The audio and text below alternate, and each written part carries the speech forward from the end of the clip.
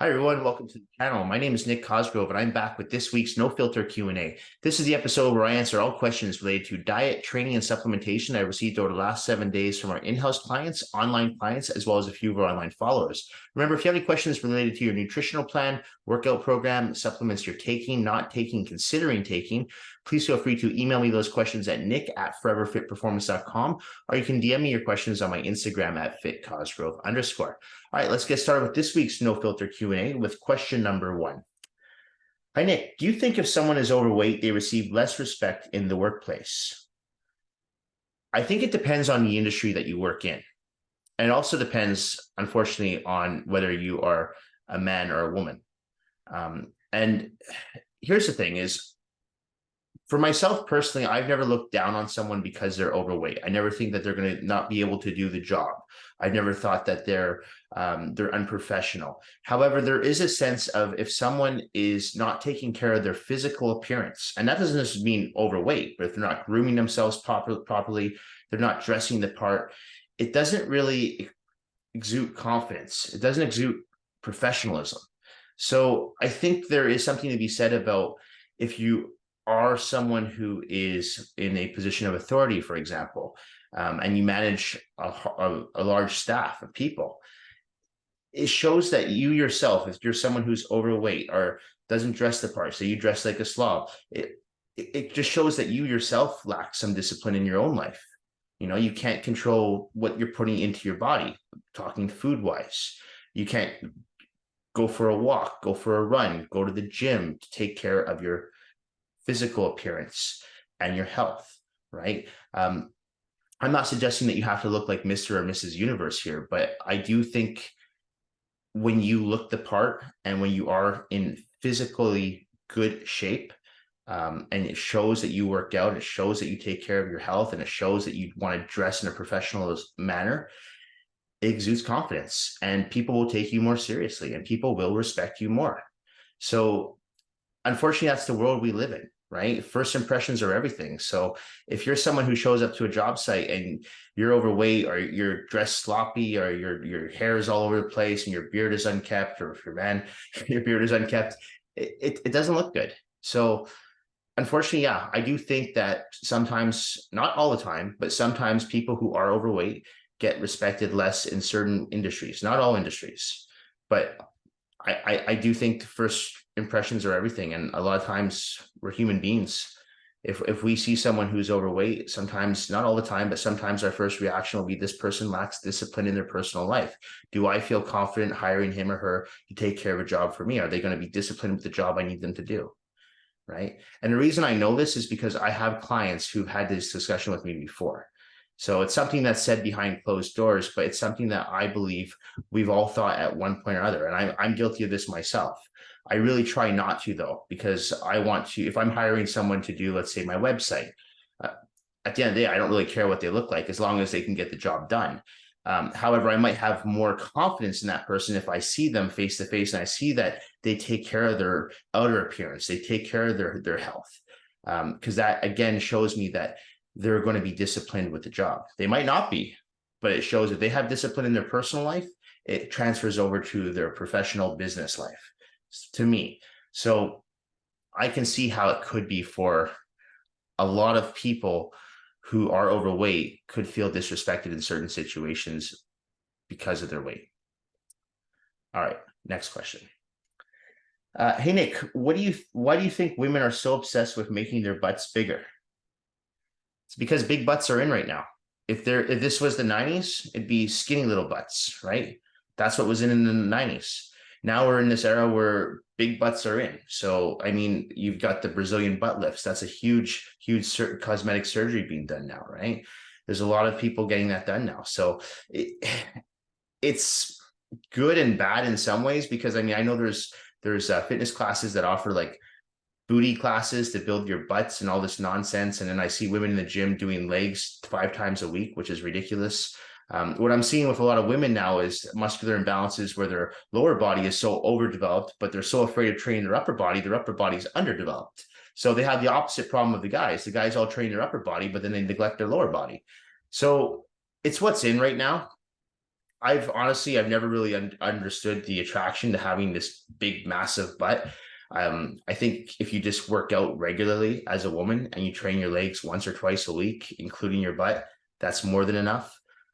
Some people genetically, we go back to Brazilians, genetically just have big butts. Uh, some people, I train a lot of white women that just they don't have big butts, and that's just your genetics. And no matter how much they squat or how much they do hip thrusts, step ups, leg press, hack squat, they'll never get that big round butt, and that's genetics, right? So it's what's in. I mean, 10 years from now, it might be out and everyone might be trying to get a small butt again.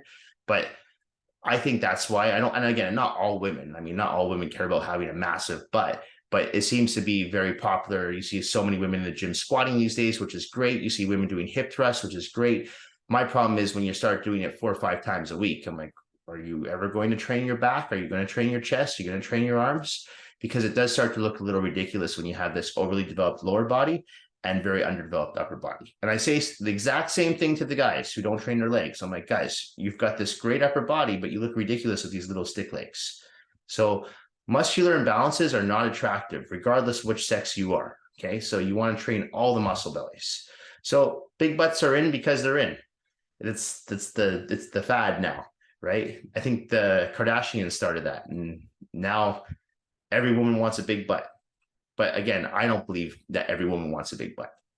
But like anything, it'll probably go through its phase and then it'll die out and there'll be something else that is the newest thing to go for.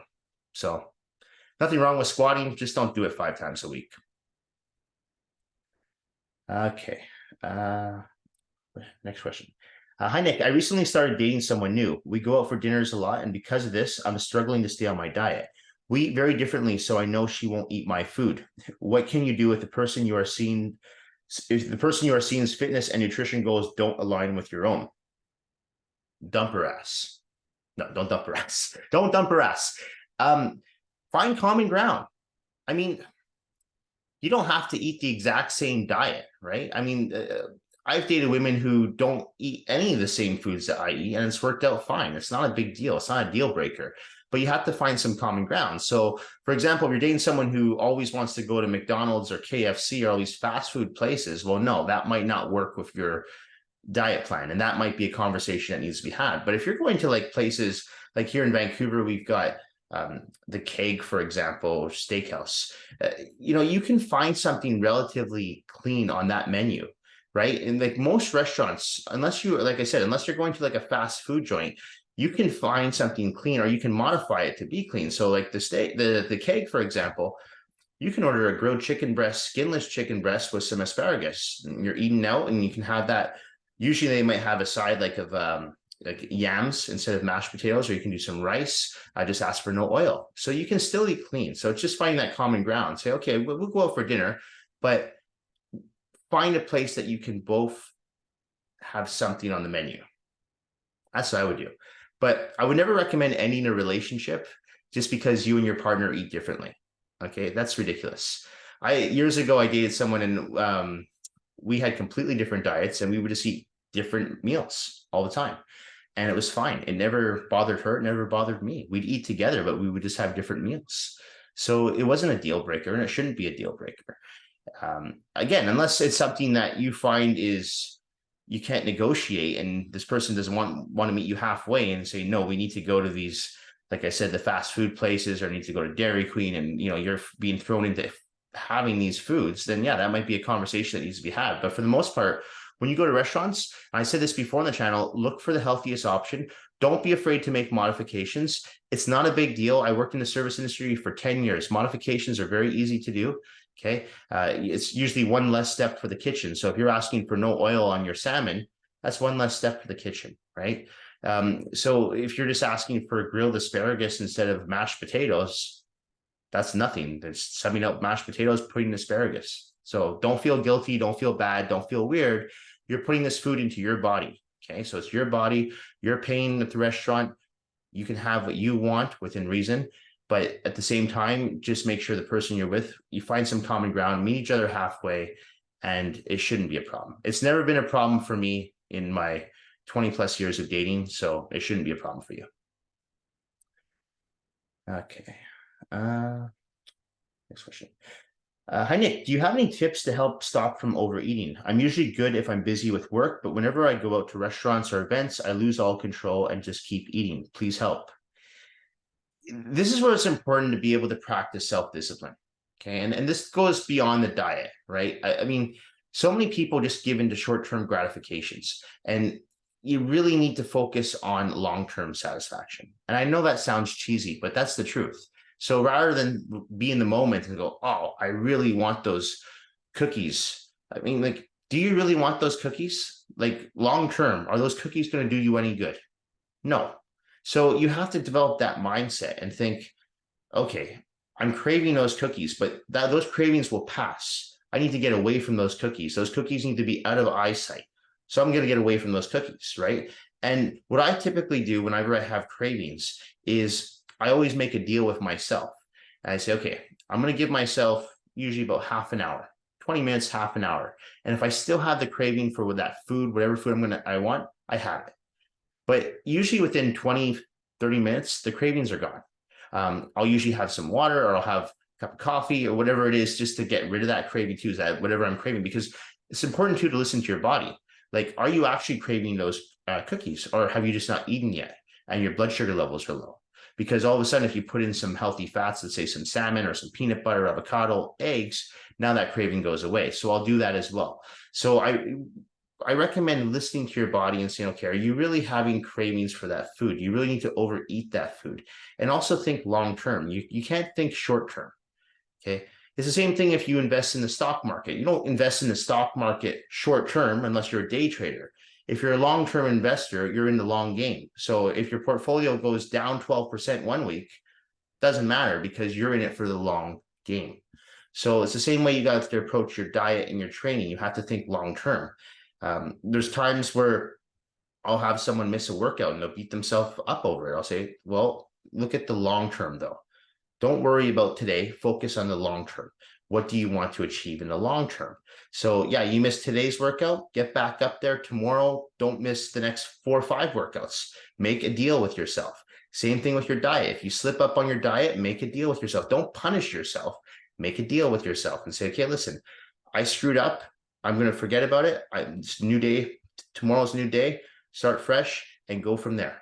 But you have to really practice self-discipline. And that's with anything in life, not just your diet, not just your training, but everything, right? Your relationships, your finances, your job, all that stuff requires self-discipline. And that's something that I can't provide you a tip for. That's something that you need to practice on your own.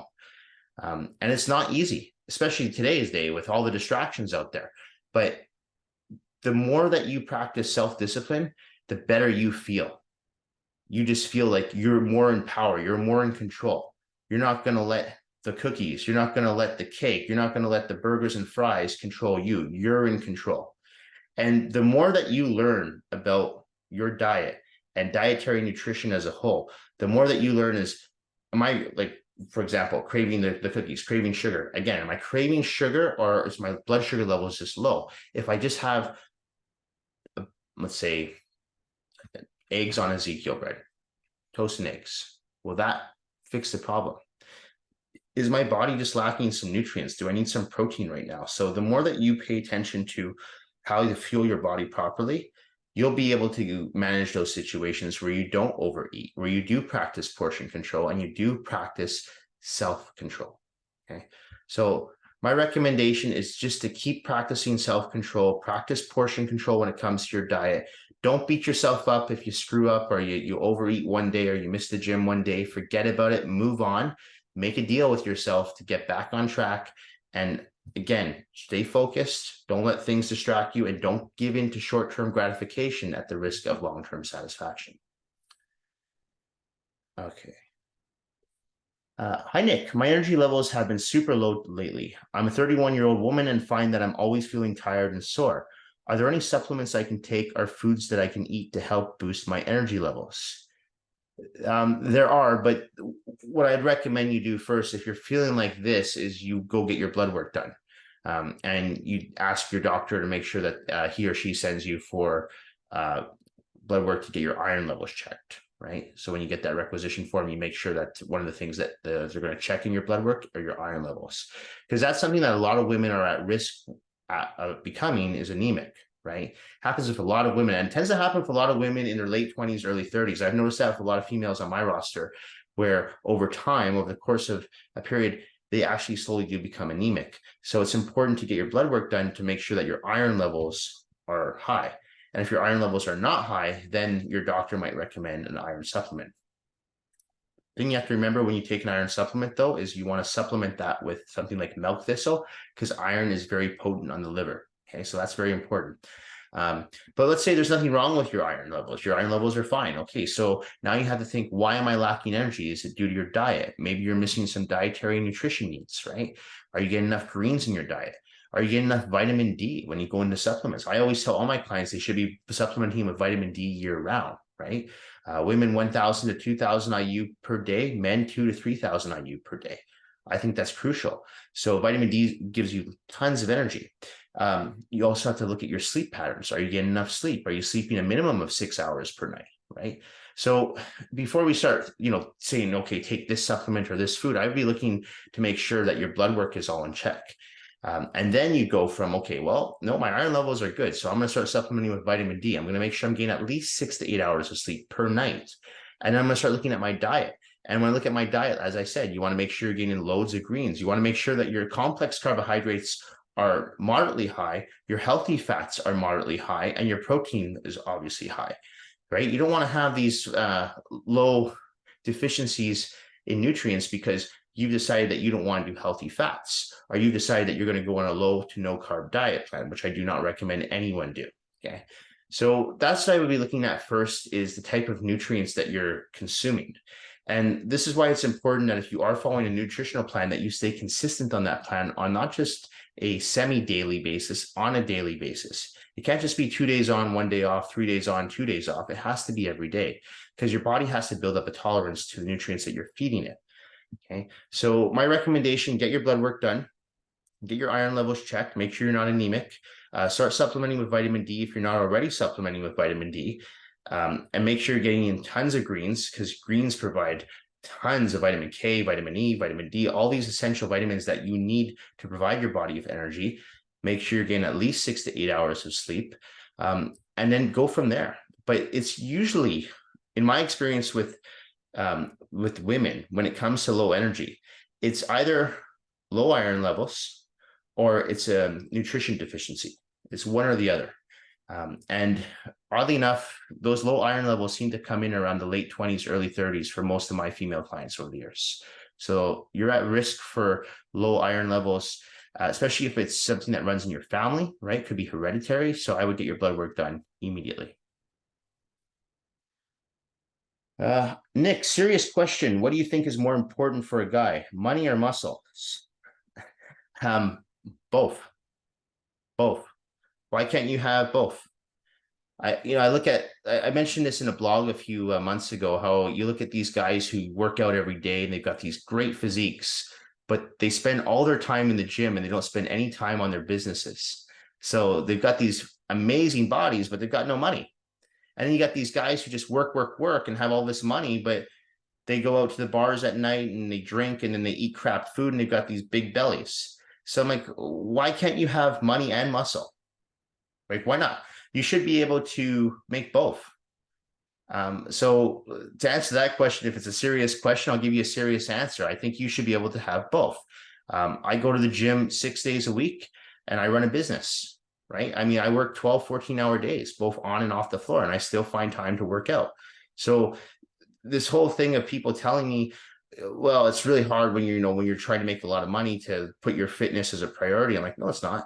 There's CEOs of companies that get up at 4 a.m. to get their workout in before their 16-hour day. There's tons of guys and women who do that as well.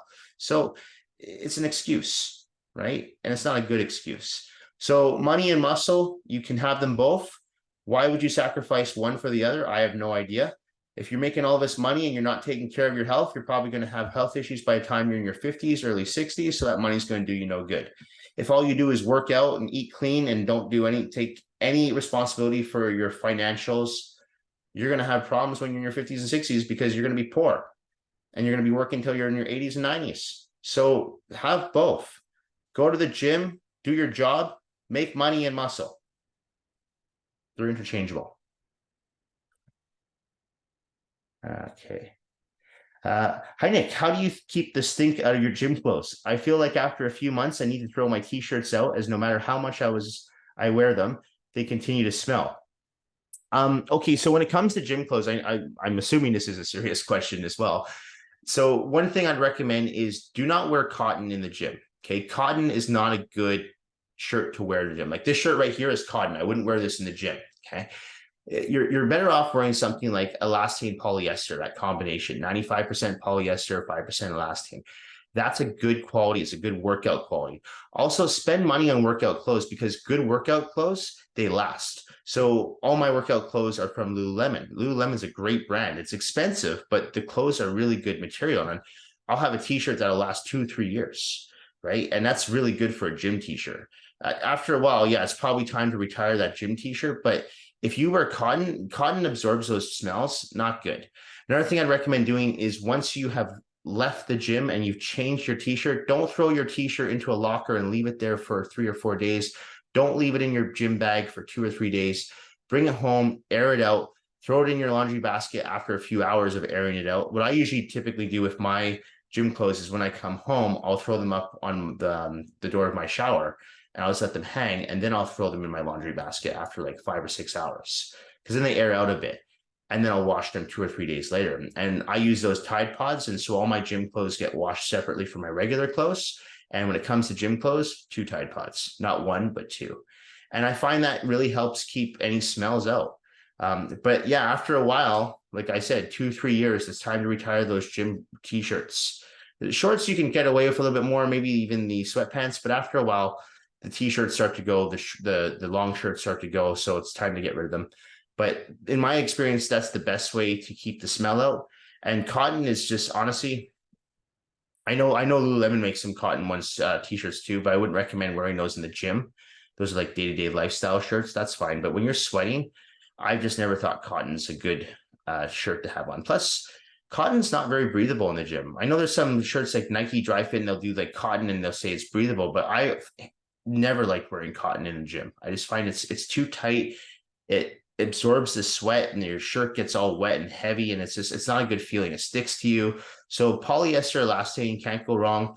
My recommendation, I'm not sponsored by them, but I do think Lululemon is one of the best. Their clothes are great quality, and in my opinion, it's worth the price. Like, yeah, you go pay $100 for a t-shirt, but that t-shirt's going to last you, like I said, 3 years, maybe longer, depending on how often you work out. But typically for me, about 3 years, and then I have to throw it.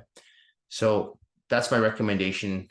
Do not leave those shirts in a locker or in your bag for days on end, because that will just make the smell 10 times worse.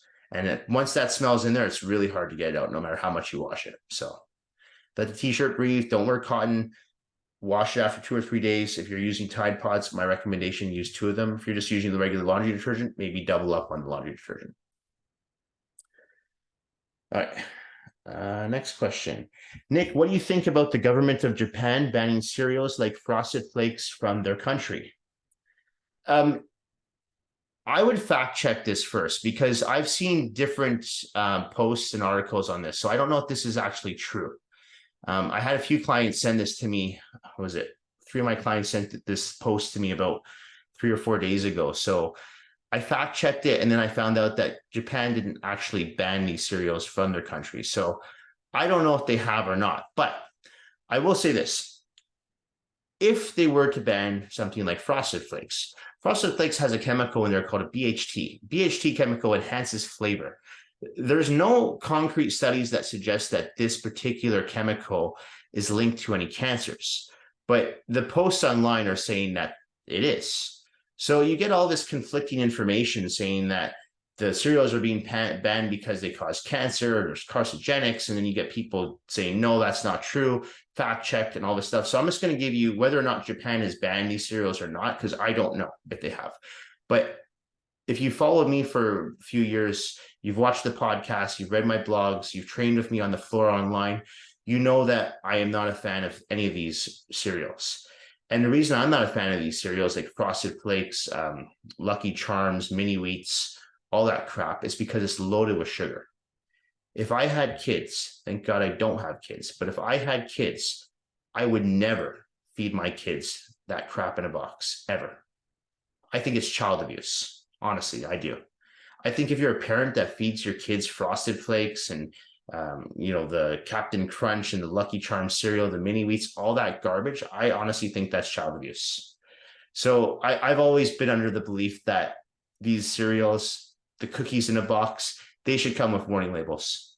And let's take out all the chemicals for a second. And because again, there's not direct evidence that shows from the FDA anyway that these chemicals cause cancer. But my concern would just be the sugar alone. The sugar alone, when you're looking at like 30 grams of sugar for a cup of Frosted Flakes or whatever the hell it is now, that right there, that's enough to put a warning label on that. That should be up there with cigarettes and alcohol. Warning label.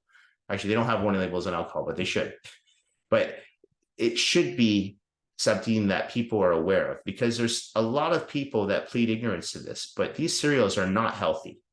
Okay. I wouldn't be surprised if they were linked to certain cancers. Whether or not we can prove that at this time, though, I don't think so. But in my opinion, there should be warning labels on these cereal boxes, not just cereal, but pretty much anything that comes in a box that has like a shelf life of 10 plus years. That to me is something that I just wouldn't put in my body. The amount of sugar, though, alone is enough to put the warning label on it. So I have to look into this more, because I don't know if they actually did ban these cereals from Japan. So I'm not going to comment on that. But do I think these cereals should be banned?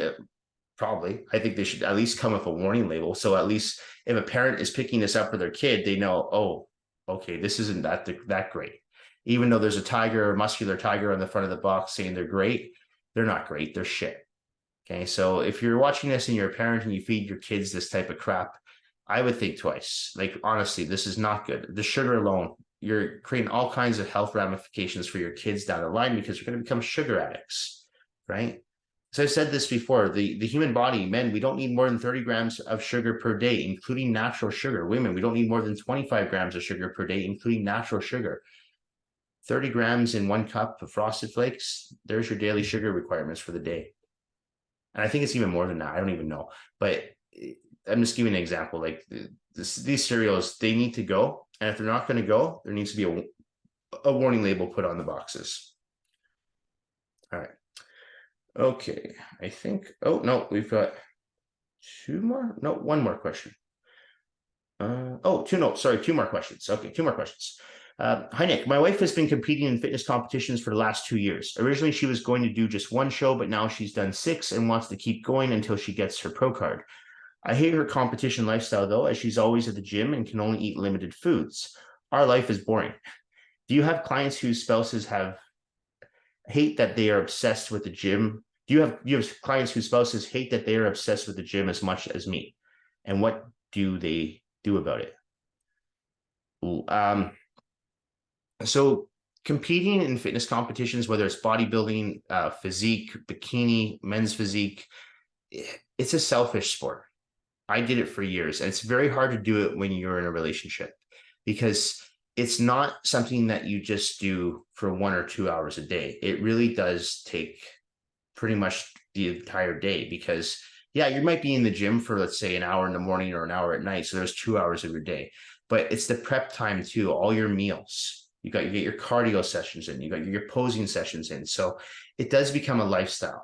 It's not like a sport like hockey where you just go play the game and then you're done. You can go out to a restaurant, eat normally, go out for a few drinks. No, it's 24-hour day job, because when it comes to these fitness competitions, diet is just as important as the training, and sometimes even more important than the training, the closer you get to the show. So it's very hard if you're someone who is competing to be with someone who is not competing or not even in the fitness industry. And I've seen a lot of problems with couples like this before. I trained someone years ago who was doing show after show, and unfortunately her and her partner ended up splitting up. And one of the reasons was because their lifestyles were so different, right? So it really is challenging. So I can't really give you a recommendation as to what you should do about that. But I know for me, when I was competing, I tried to either stay single or I was with someone who was also in the industry, so they understood. And that made it easier, because I think if I was competing today and I was with someone who was removed from the industry, it would be very taxing, very stressful on the relationship, because I wouldn't be able to go out and eat at restaurants. I wouldn't be able to go and have a drink at a bar. I wouldn't be able to just do regular things that regular people do, because maybe my energy levels were too low from lack of carbs, or I just felt like I was too tired from all the cardio I was doing, or my weight started to get heavier in the gym. So I was trying to keep all my energy and conserve my energy for my workouts in the gym rather than go out to watch a movie with my partner. So it's a really tricky question to answer. And that's something that you and your partner have to discuss. And kind of like before, if you guys can find some common ground, what I mentioned with that person who was looking to, who started dating someone who has a different diet plan than them, maybe you can find some common ground with your wife. And rather than do another 6 shows to get her pro card, maybe she just picks 1 or 2 shows a year, preferably shows that are closer together. That's what I used to do. I used to pick 5 or 6 shows that were all lined up within 2 months and just do them back to back. And then I would take the other 10 months off from competing, not from training, just from competing. So I could still have a fairly normal lifestyle. I just, those last 2 months when I get ready for shows, I'd be zoned in. I wouldn't be going to restaurants. I wouldn't be going to bars. I would be zoned in on my diet, my cardio, and my supplementation. So try to meet each other halfway and talk about it, because otherwise it's only going to get worse. And if you're not on board and she really gets into that lifestyle, like I said, it can get really messy. And I've seen it happen firsthand. So you have to find common ground. All right, last question. Nick, what do you think about personal trainers and fitness influencers who have their own OnlyFans pages? I had a similar question to this a few months ago. Listen, I don't have anything against OnlyFans people. Okay, these women and men who have OnlyFans pages, that's their business. A lot of these people are making 50 to 100K a year. I think the average person makes about $500 a month, or sorry, 50 to 100,000 a month, not a year. And the average person makes about 500 a month. That's what I've heard statistically speaking. And I don't know if that's actually true or not. But I will say this: if you are a personal trainer or you're a fitness influencer and you have your OnlyFans page, don't be expected to be taken serious from your clientele base who do not want to subscribe to your OnlyFans page, right? There's a stigma attached to OnlyFans. And whether you like it or not, it's a sexual stigma. It's there. So even if you're someone who is not promoting sexual images and it's yourself doing workouts and all this stuff, you're still going to get asked, and people are still going to assume that you are putting out sexually explicit material. Okay. And again, I'm sure there's some fitness influencers out there who are not, some personal trainers who are not, but that's the stigma that's going to be attached to your OnlyFans page. So if you want to remain professional in this industry, this is, again, my opinion, you don't have an OnlyFans page, because I have clients who are lawyers, for example. They might be thinking differently of me as a professional if I'm telling them they should subscribe to my OnlyFans page. Like, hold on a second, we're hiring you to help us build muscle and lose fat. Why the hell do we want to subscribe to your OnlyFans page? Like, that might seem a little odd, right? So if you want to be taken seriously as a professional in this industry, again, in my opinion, you do not have an OnlyFans page. You continue to work on your craft as a trainer, online coach, and you build up your roster that way. Okay. Again, it's just the stigma that's attached to OnlyFans. And like I said, I'm not judging someone who has an OnlyFans page. If you're making that 50 to 100K a month, you're making a hell of a lot more money than I am. So good for you. But don't expect to be taken serious as a trainer, coach, if you have an OnlyFans page. Because I can tell you right now, I have a lot of clients who have some pretty responsible jobs that they would not feel comfortable being linked to me if I had an OnlyFans page. And when I say responsible jobs, I'm talking about people who are CEOs of companies. I'm talking about people who are lawyers. I have a doctor on my roster. I just don't feel that they would feel comfortable knowing that their trainer has an OnlyFans page. I don't think anyone would even subscribe to my OnlyFans page if I had one. So, I mean, I might get 1 or 2, but I probably wouldn't be making a single dime off that, because I wouldn't even know how to promote that. And it's something that I have no interest in promoting. So again, it depends on what you value. And if you want to be taken seriously as a professional, my recommendation is do not have an OnlyFans page. If you don't care if you're taken as a professional, by all means, have an OnlyFans page. But just don't complain when people start sending you DMs for sexually explicit material, because that's the stigma with OnlyFans. Okay. Otherwise, most people are not going to subscribe to your OnlyFans page, right? You might get a few fans that just want to support your business, but they're not going to be showing out the type of money that these people who are making 50 to 100K are making per month.